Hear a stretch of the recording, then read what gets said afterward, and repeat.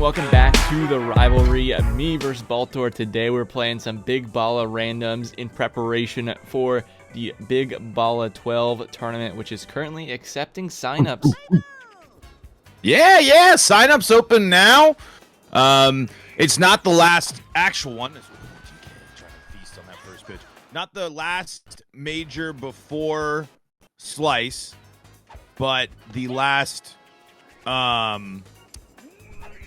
Stars On major before Slice, because we will probably sneak in another MPSS before that. But yeah, signups open now. Double elimination tournament, no pools, no nothing. So, you know, it's kind of a I kind of like that it's in the additions, and that plays Superstars is that we got rid of pools in that too. But I kind of like the double elimination format for us in our online events. I think it works really well for you know, it doesn't get the max games, but it flows pretty well. Yeah. You know, pools can be hard to schedule, and then you're scrambling once you go to the bracket play. So sometimes a nice straight double elim tournament to get the job done. And I don't think, like, it helps to manage the upsets, because it's really hard to get an upset in pool. Even if you do knock one person off, you know, you're still have the rest of the pool to go, and sometimes you can't win those head-to-head, those tiebreakers, and that's no fun. Yeah, and I mean, we have them with it's kind of, I feel like it was different when we were a little more infrequent with our events. But now that it's like frequent enough where it's just kind of like, we don't have to worry so much about focusing on just like making sure people get games in, because that's like a big part of it, at least when I think about tournaments, like when I'm planning something in person. But that's a little bit different when I'm asking people to travel and pay money. Like, I don't want you to just come and get bopped. That was kind of my thing with Melee tournaments, where it was like I was never gonna go far, but at least with pools you played, you know, you had a guaranteed set amount of matches. See if I can get out of this pickle here, though. Like we were saying before we started recording, the random bot treating us well here with the teams. Get down. Nice. That's gonna get down. Ooh. Got the ball dash at home. Definitely can't get up to any antics. The MattGree deterrent right there, certainly. So late on that charge. Oh, hits it well, but not well enough. Bobble? Nope, not going to happen there. John Deere underneath it. Got a nice captain matchup, Junior versus Waluigi. Got the smart Alex. Yeah, I didn't get a cool Bowser Jr. one. Yeah, the Fangs, just like the standard. If you play challenge mode, you're always going up against the Fangs when you run into Junior out in the world. Cool team name, but it's like, you know, it's kind of like Birdo Beauties, where you're like, okay, I see it a million times. I don't think we've ever seen a competitive team get the American flag looking one for Birdo. Doesn't Birdo have like a flag? Yeah, the Birdo bows. Is it the bows? No, the bows, I think, is just the bow on the egg. We will let me take a look here if I can find. I don't even know where I'd go to look. That'd take too long. Yeah, it's somewhere in the files, in the databases that we have. Well, actually, been hitless through two here, but oops, my bad. It's all right. Well, navigating through the. Oh, let's go. Oh, daisies. Oh, a Chem Bobble. Oh, the Chem Bobble. We'll head back.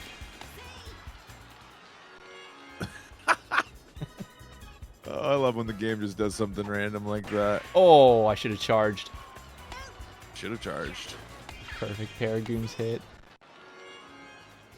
That's what the fans crave. Get in there, Luigi. Oh, okay, the anti won't help.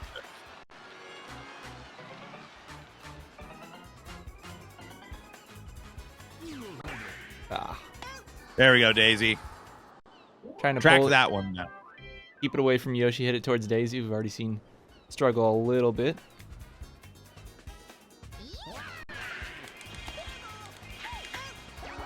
Peach wasn't missing that one. Goombino trying to get us on. Here with the hit. Yeah. All right. The perfect game broken up thanks to the Goombino. Yellow fella. Can he help himself out here? That's it. Well, Paragoomba not going to get there. I was to the left of it. Oh, definitely super jumpable for sure. I mean, that ball hit off the front part of the wall and just scooted over. Ponk. Didn't have enough time. So That was kind of a close. lower trajectory hit, and it got out in a hurry. Yeah, it had the speed. It didn't have the height. Let the record reflect that the Birdo Bows is the flag icon. Oh, it is. Wow. I think you were thinking of the Beauties, which has that bow. The beauties. Yes, of course. Well, I guess all of You'd them think have the the bow bow in the logo. on the egg would make more sense for the beauty and the flag with the beauties. You'd think that would maybe be kind of like flipped, but you know. I think that It's there. in the Japanese version, that's a different team name, but I forget what name it is. Oh, it's got to be one of those prime examples of the Japanese one having a different team name. Because Smart Alex isn't in Japanese. No way.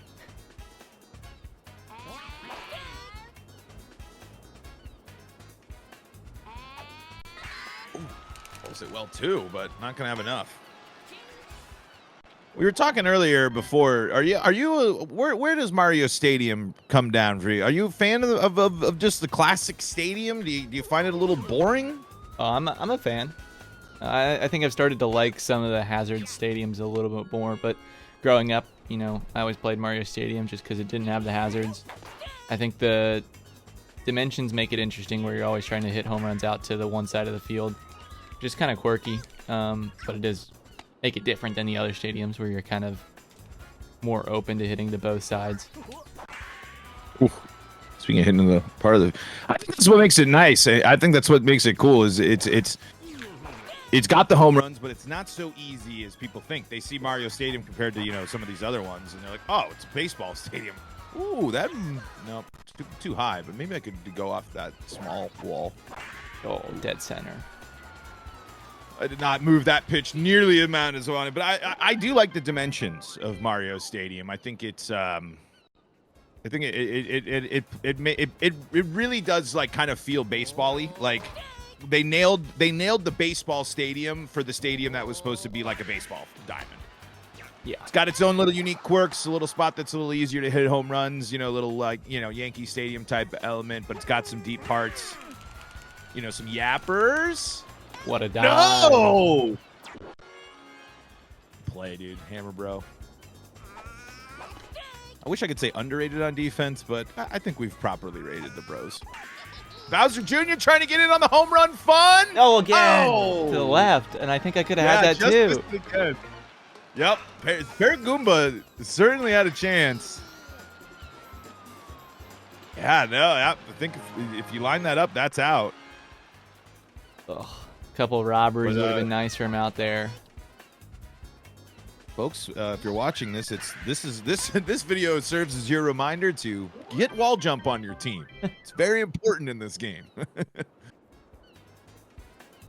It's amazing, right? You would say that's probably, oh my god, yeah.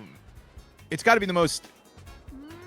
I don't know. Best ability. I feel yeah, best ability for sure. I mean. The diving plays there, the Yoshi, those kind of the extreme ones, I think those don't count. Yeah, like magical catch. When you're talking about just like because of just how crazy the dives of Birdo and Yoshi are. But wall jump is like literally, I mean, if you're playing it, if you want to increase wall jump, increases your chance of winning by 10-15% maybe. Like I don't know how to really quantify it, but like, I mean, you probably think like half of home runs hit are wall jumpable. And that's great. And so if you think like, if you had a 50% success rate of robbing home runs in a game, like that's insane of what that can do. Like, and we've obviously seen it, how big of a deal it can be. And Goomba's not going to get the second hit of the day. Because, like, sliding catch is great and super jump is like good, but it's just like wall jump is just so much more consistent. Yeah. Nothing going with DK in this one. Let's see if we can change that in this AB. That's going right into center field. All right. I got a lead going into the bottom of the inning against MattGree. Let's see if I can hold on. See if there will be fireworks, as there often is. Oh, here we go. Luigi showing you, showing you how to do a wall jump out there. Yep, we were talking about wall jump, right? Beauty of a slap right there. Okay. Top of the lineup here. We can make some noise for sure. This guy especially. And I wish we... You know what the game needs to do more of is the built-in rivalry special cutscenes. Yeah. Needs more of those. They're too rare. That's definitely like why the Bobble Grand Finals is so hyped to start too, because it starts with... Here we go. Look at that. Ask and we shall receive. Thank you, Mario Baseball. Okay. I would have rather that than a diving out. That was kind of a loofer. A little lofty little one here. Oh, boy. That'll be down.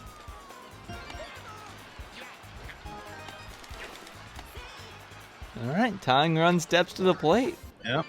Waluigi. And the interesting part here with it being Walu with no... With tech being harder to do. DK, Quick way to end it there. Woo! All right, we'll take it. Ugh. Well, GG's to Baltor. Takes this one off of me. Game 2, though, going to be over on the Baltor and Buddy channel. Link in description. Be sure to head over there and check it out. See if I can get the run back victory. Yellow Vel, the MVP, stepped up on the mound and almost had a complete game shutout. Just the one inning in the 5th. That'll do it for us. Hey, shout out to the Greasers, by the way. They've been tuning in, leaving comments over on youtube.com/Baltor and Buddy. So shout outs to y'all. Yeah, definitely head over there and leave a comment that you came over from my channel. And while you're there, subscribe. That'll do it for us here. Head over to Game 2. Thank you for tuning in this one, and we will catch you next week.